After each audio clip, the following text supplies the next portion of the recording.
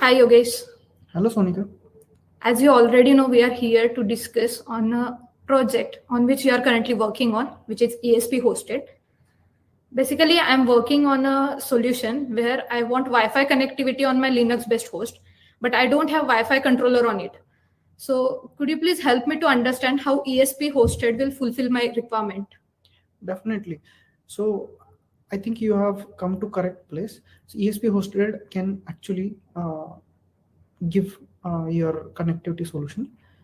Overall, in the market, in the ESP chipsets are actually used as a microcontroller or MCU, a standalone MCU. Here in ESP hosted, we are not using as a standalone one.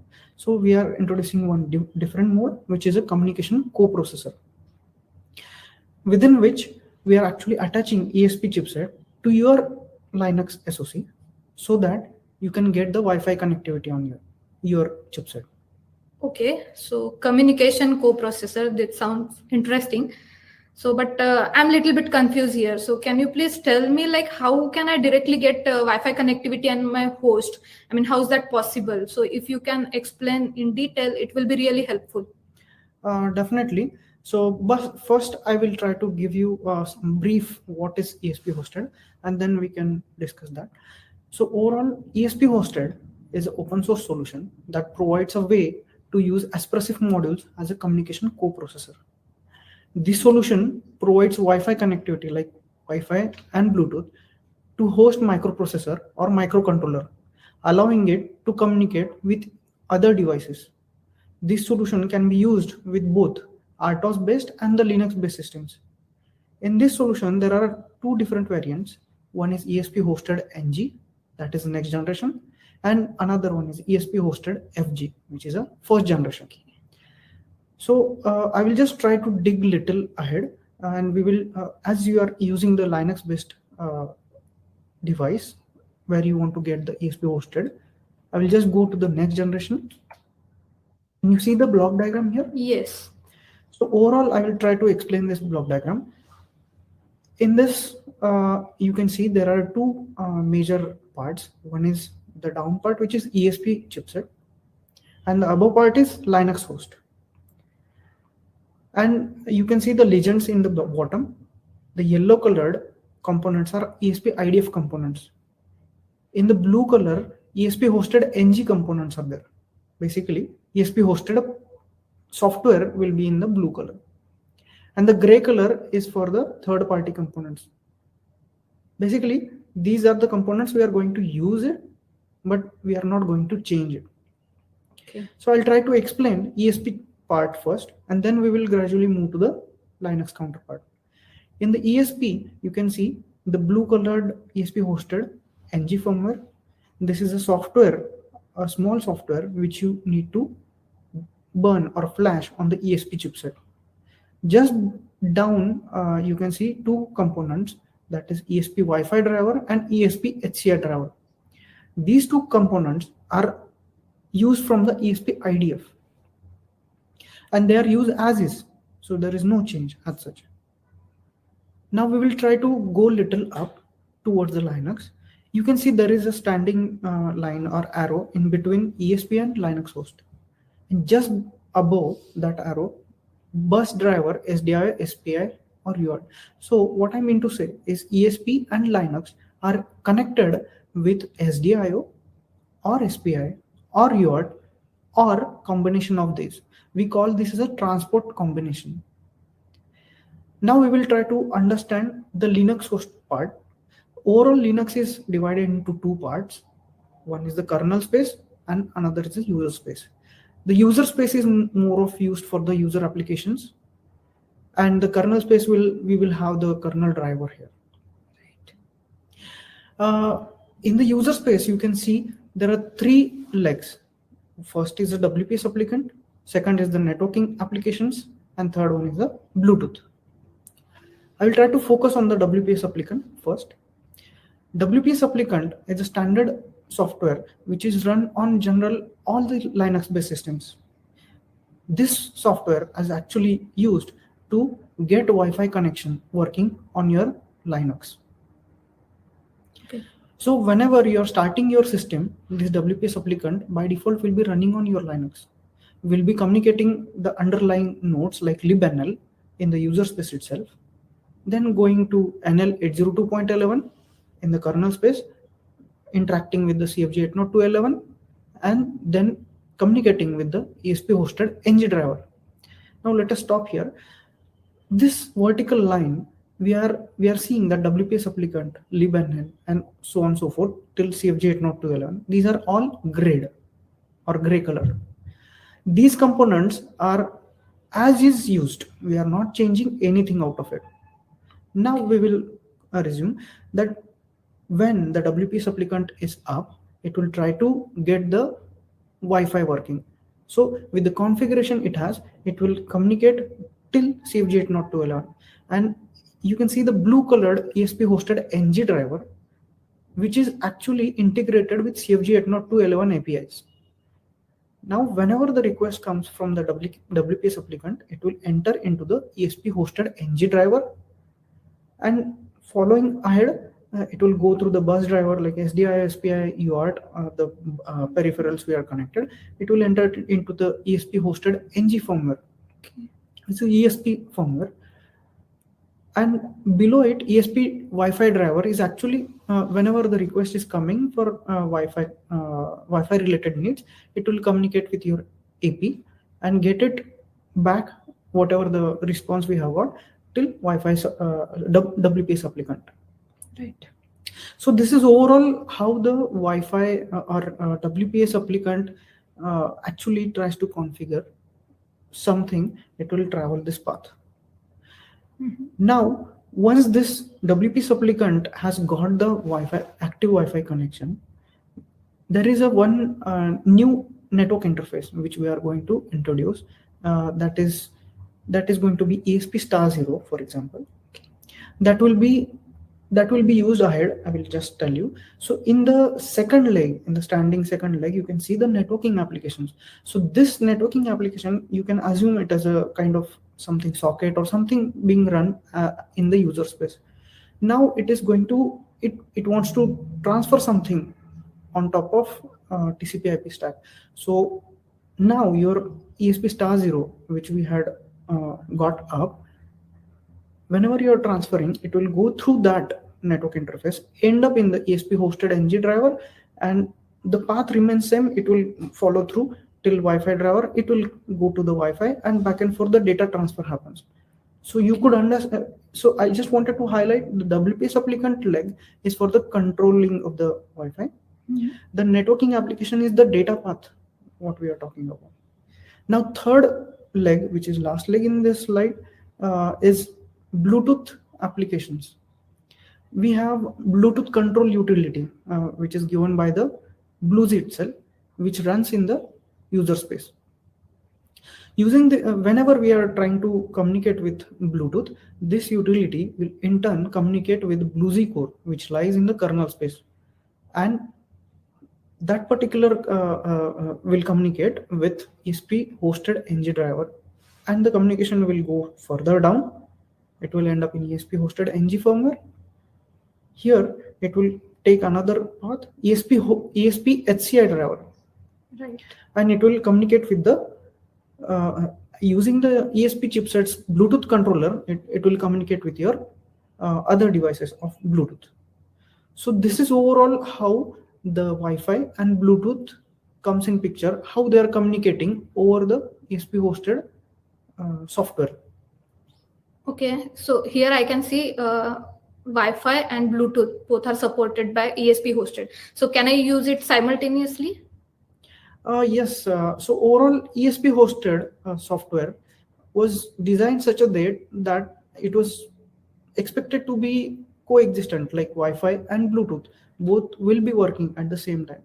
So you can, and by default the settings are like that, Wi-Fi and Bluetooth will be exposed and you can directly use it out of it. Okay. So from this block diagram, what I have understood is like blue color components are ESP hosted components, which we are using for connectivity, and all gray color components are the services which are provided by Linux host, right? Yes. Interestingly, that is the main point. So overall, all the gray colored components are not touched upon or not modified anything out of it. Okay. We are only introducing the blue colored softwares. In the Linux space, it is a kernel module. You just have to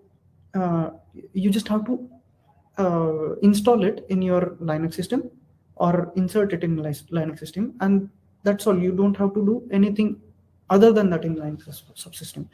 With that, you should get the wireless connectivity solutions easily. Okay, I think Yogesh, this is so much informative, So if you could give me some practical example, it will be really helpful to understand it practically. Now I will try to take you to a demo so that you will understand how things are done and how easily it could be done.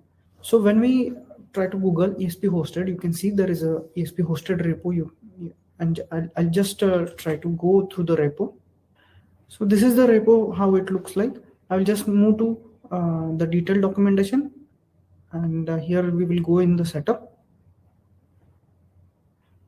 So overall, there are multiple combinations available: transport layer, SDIO, SPI, and UART, combination of those. Right now, we will just try to look at SPI because it is my devices are connected with the SPI right now.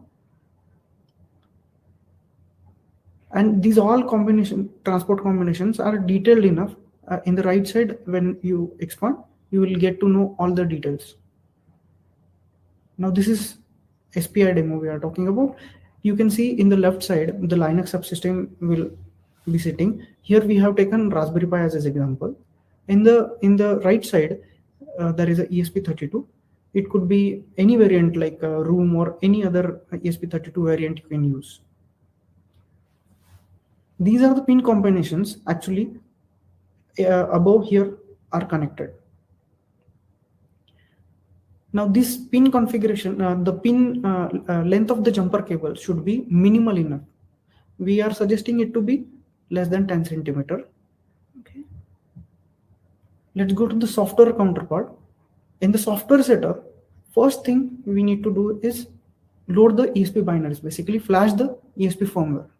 So these where this firmware comes from. So we already have releases where we are giving the binaries which you can easily flash.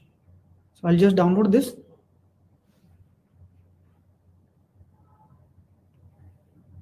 And let's go to the terminal so that I can flash that. So I have gone into the repo, the releases. I will just show you what are the files here. ESP32. Here, if I do ls, you can see all the transport combinations are the binaries for these all are present here. Right now we will focus on SPI.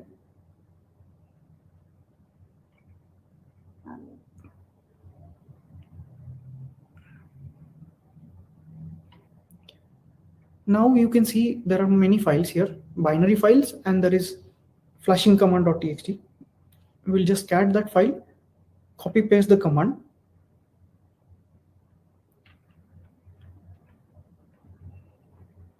and change the two things here. One is the flash baud rate, basically the baud rate at which the flash should happen. And we'll change the serial port. This is the port where ESP is identified to your system. Here, so the flashing has started, and it is just one command that you need to trigger to get the flashing done. Okay. As you can see, it is already flashed now. Now we will go back to the documentation. This is not needed now. I'll just close. We have covered this ESP binaries flashing. Now we will go to the Raspberry Pi configuration. So this configuration below is specific to the Raspberry Pi, and these are only one-time needed activities, and that is already present in my setup. So we can just move ahead with this.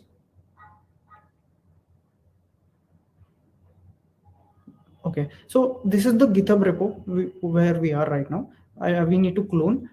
This is already cloned, so we'll go to the build and load kernel module. This is the important part. Here, the WP supplicant by default will be up on your system, but it can interfere our testing, so we'll just try to kill it first. Okay. So I'll go to the Raspberry Pi. Let's try to kill it. Now we need to go to the repo and fire these commands.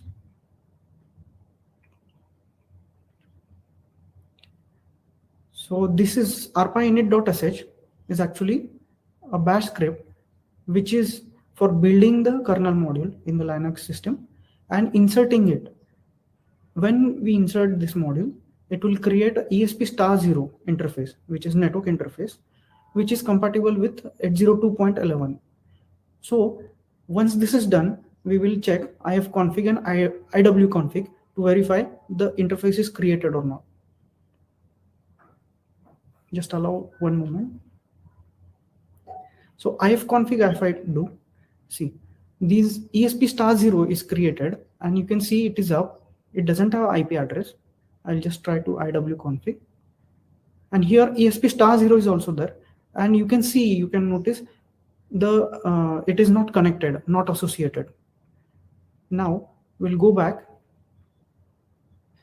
So overall, this is done. So we will move to the next part, which is actually connecting to Wi-Fi. So I'll jump to this Wi-Fi and Bluetooth over the setup. Here you can see Wi-Fi user guide is there. I will just try to scan existing APs.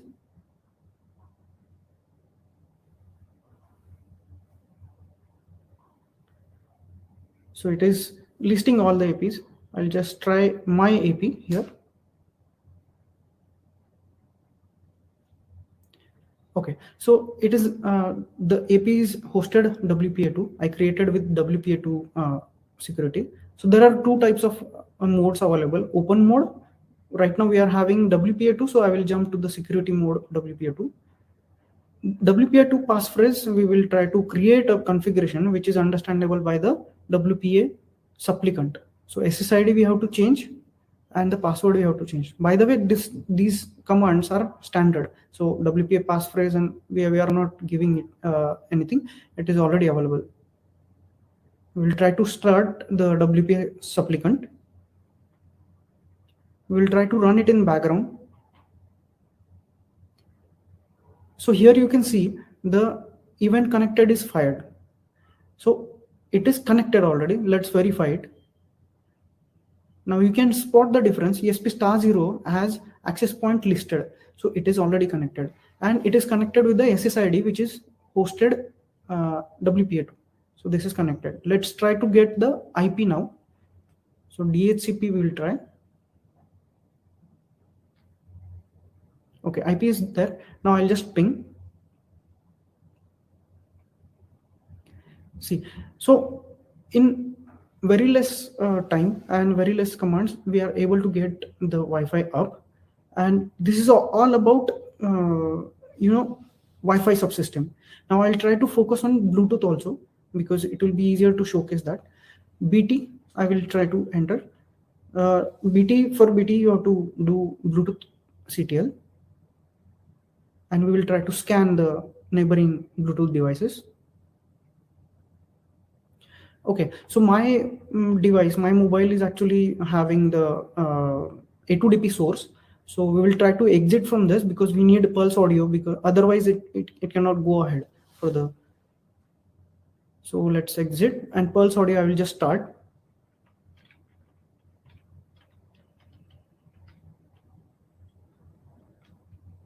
And we will try to rerun the sudo Bluetooth control.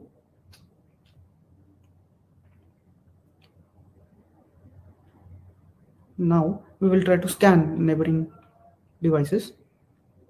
So I have my device named as hosted. So it should be scanned here. See, this is my device C2 ending with, but name will also come.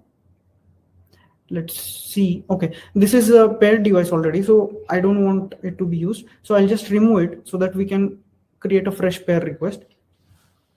It is removed. I'll just pair it.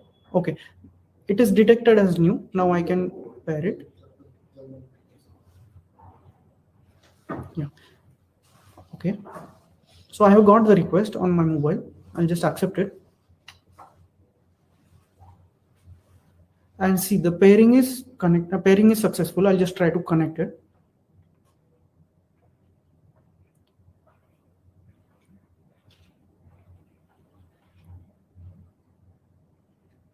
Okay, it is failed to connect. Sometimes if the scan is ongoing, this may fail. So we will just stop the scan and retry the connection. Okay, it is connected and the services are resolved. So it is connected now.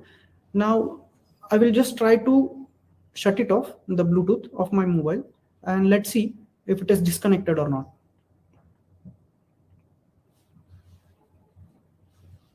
I stopped the, yeah, see, momentarily when I switch off, the connected becomes no.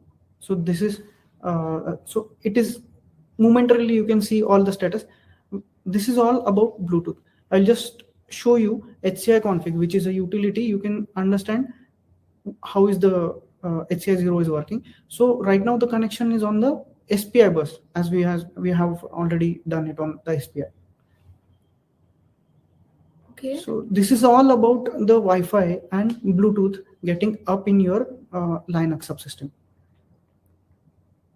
Okay. Was it good enough? Yes, was it easy? actually it gave me a fair idea that how ESP hosted works. So thank you so much for the demo. But here what I have observed that we are using Linux host only, right, for this particular next generation.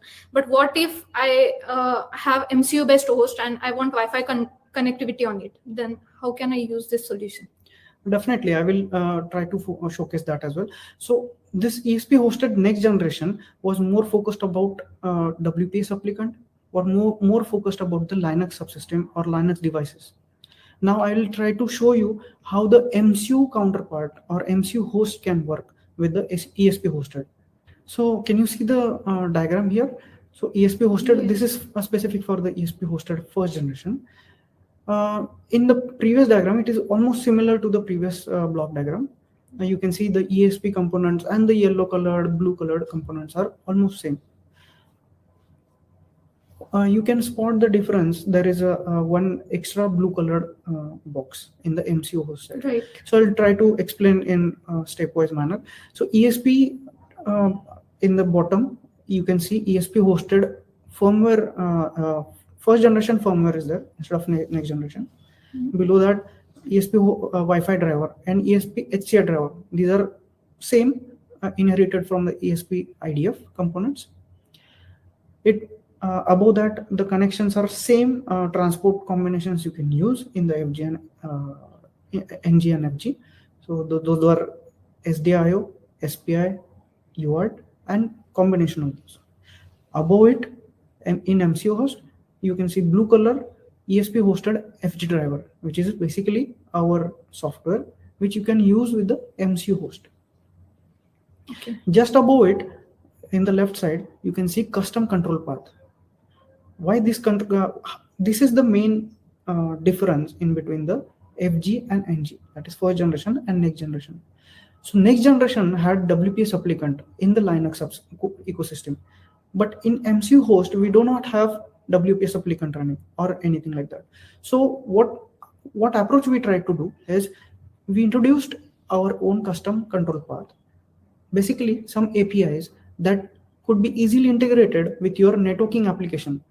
Through the control path, you can actually invoke those APIs, and for example, one function with SSID and password, and that is invoked, then it will translate through the down and will get connected to your actual AP with that SSID and password.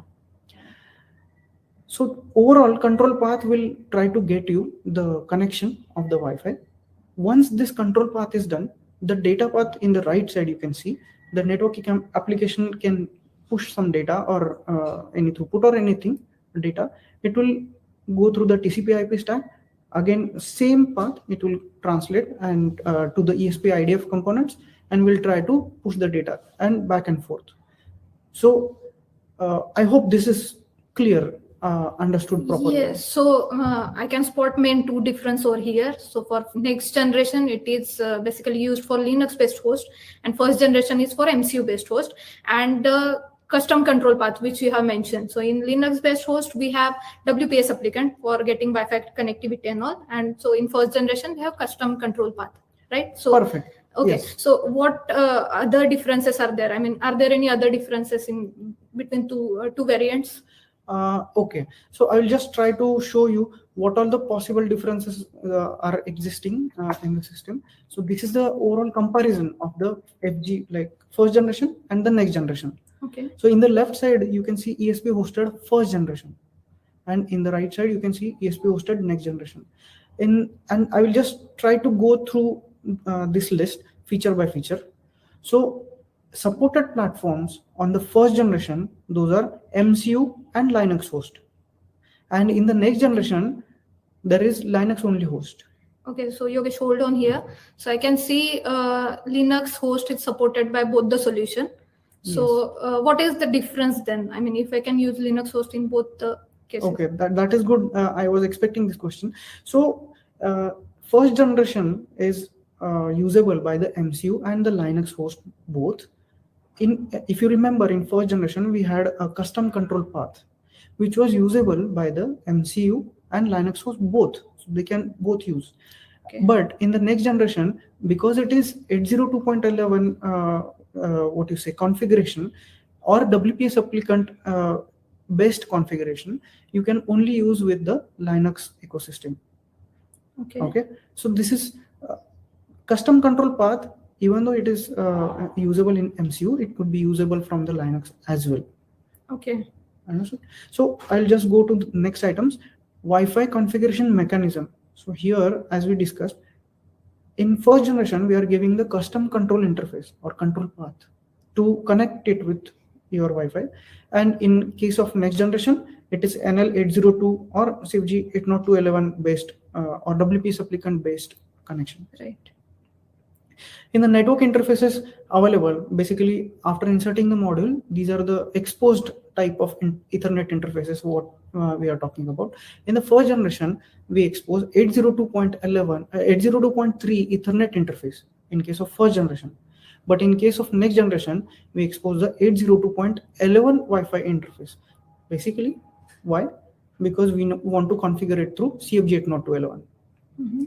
The next line, we were talking about how it is MCU and Linux. So although it is the first generation is supported by the MCU and Linux host, you see the recommended host type, we are mentioning it here as MCU host for first generation.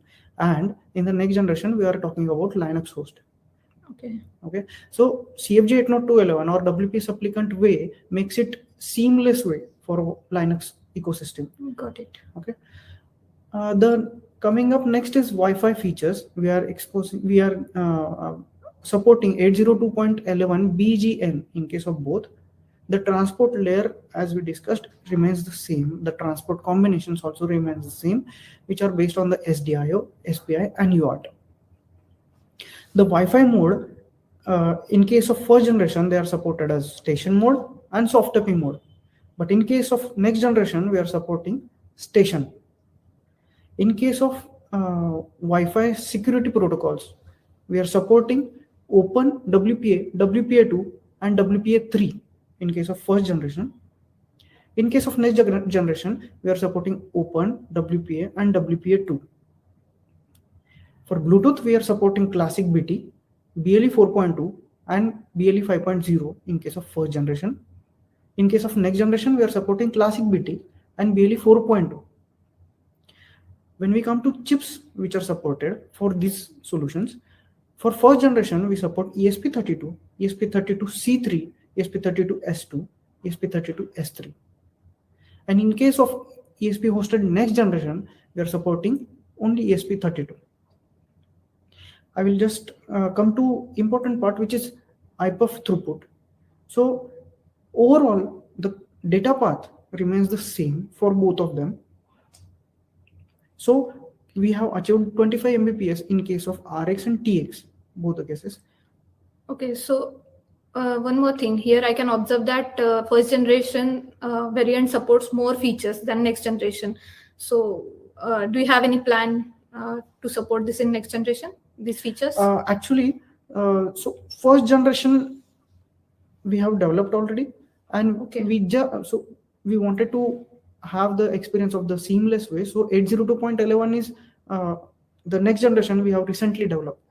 So the missing features in the left side, basically from the first generation, like soft AP Wi-Fi mode, or WPA3 security protocol, or BLE 5.0, or the chipsets which are supported already in the first generation are going to be supported in next generation in the phase-wise manner or the release manner. Okay. So on top of it, so apart from these features, we are planning to go ahead and plan next features as well. I'll just try to show you what are the next upcoming feature set will be. Okay.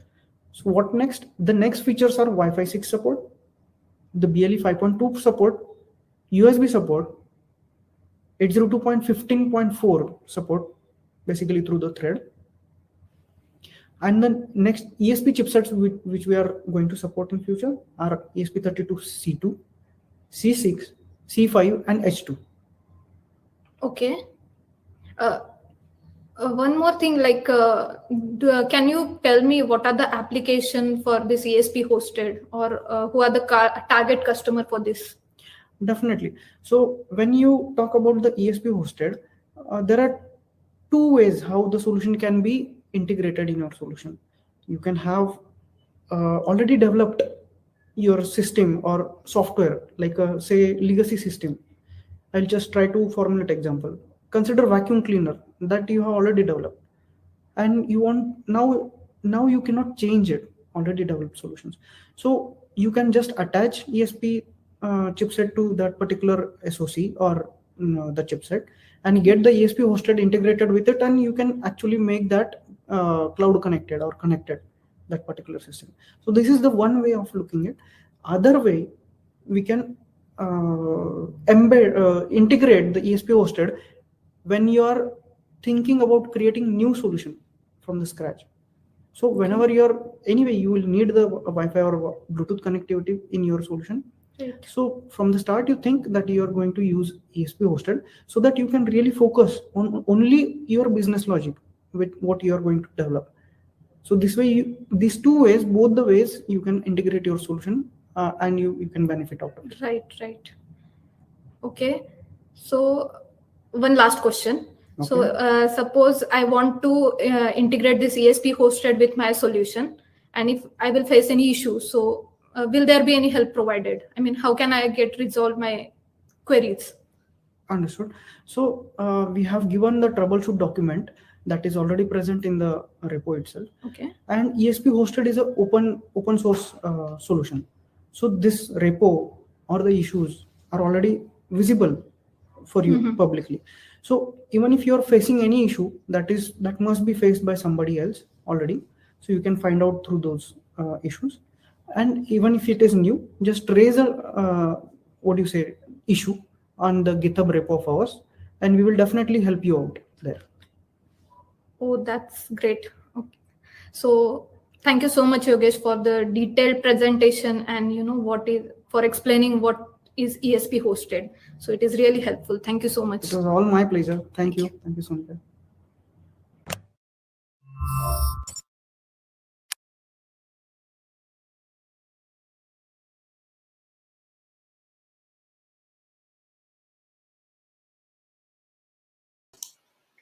Okay, thank you so much, Sonika and Yogesh, for this amazing presentation. I really like the way you did it. So I'd like to invite you to join us. So welcome to the Q&A.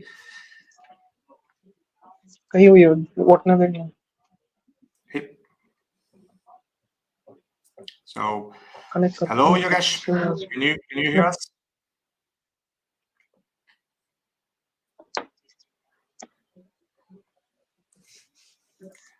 Hello, we are here. Hello everyone. Hello. So can we start the Q&A?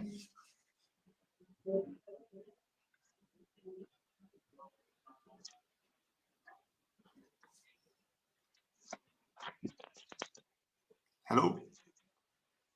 I'm not able to hear.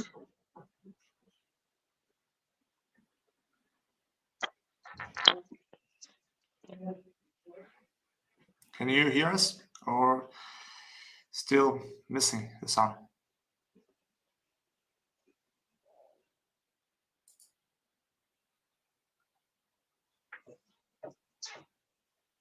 Hello? Nothing. Hello. Yeah, we can hear you. So, There is some problem, I guess. I'm not able to hear anything. okay, let's try that on chat. Okay. So I will just try to answer the questions.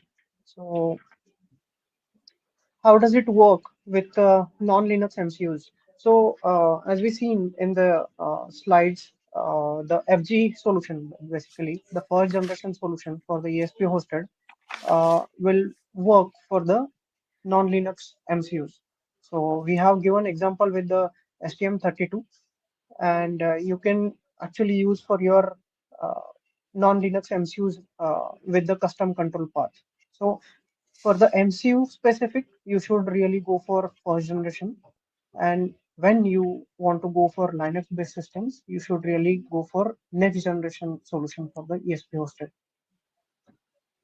Okay, thank you. For the next one, So the does next ESP question hosted? from Mattia, does ESP hosted support also Ethernet? For example, interfacing microcontroller that has no support to Ethernet to have an ESP32. So I see this as a similar question. So ESP hosted actually makes you gives you the Wi-Fi or Ethernet as a virtual interface. So you really don't need when you don't have Ethernet, you can actually use the ESP hosted, because from your host you can directly connect through some legacy transport or whichever the transports we are supporting, and from those transports actually your packets will uh, directly will be sent to the Wi-Fi.